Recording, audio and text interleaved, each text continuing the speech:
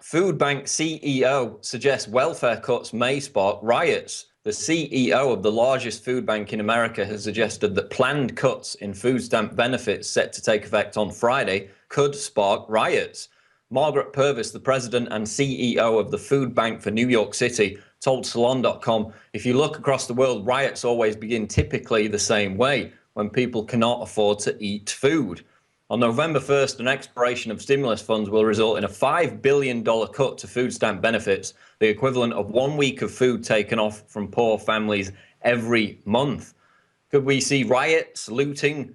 Well, that's certainly what Homeland Security has been preparing for, and even the mainstream media is speculating that all hell could break loose on Friday.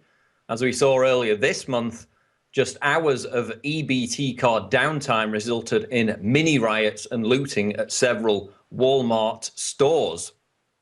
Moving on, feminists are angry at Russell Brand for calling a woman beautiful.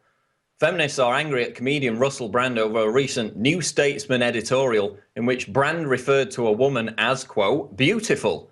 Although most of the debate centered around Brand's call for a revolution, Salon.com's Natasha Leonard said she couldn't bring herself to jump on the Brand wagon because the actor's framing of women is nothing short of the most archetypal misogyny. That's what she said. And what misogynistic thought crime did Brand commit? He wrote that he agreed to do the editorial because he was asked by, quote, a beautiful woman.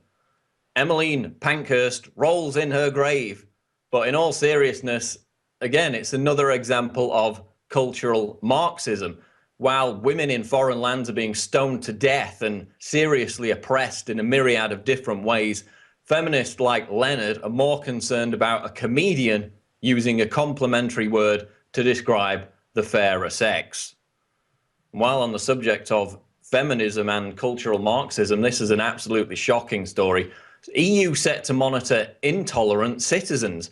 A frightening proposal currently being considered by the European Parliament would direct governments to monitor citizens deemed intolerant and could even lead to a ban on all criticism of Islam and feminism. According to the Gatestone Institute, the statute represents an unparalleled threat to free speech and would have the impact of effectively shutting down the right to free speech in Europe by banning all critical scrutiny of Islam and Islamic Sharia law.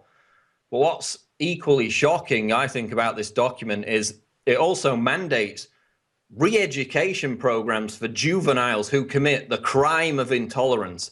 It also directs governments to pressure the mass media into devoting a percentage of their broadcast hours to tolerance brainwashing.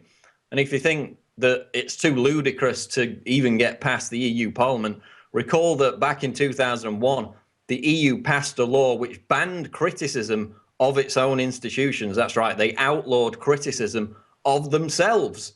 So it makes perfect sense that they would, again in the name of tolerance, which is any kind of free speech critical of Islam, feminism, which are political religious doctrines, have nothing to do with hate speech. They're really trying to ram this through.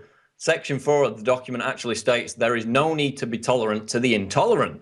This is especially important as far as freedom of expression is concerned. So in other words, stamping out intolerance, which again is criticism of political or religious doctrines, trumps the free speech rights of millions of European citizens.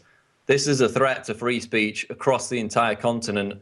And again, it looks like it's going to be implemented by the crazy, ludicrous EU.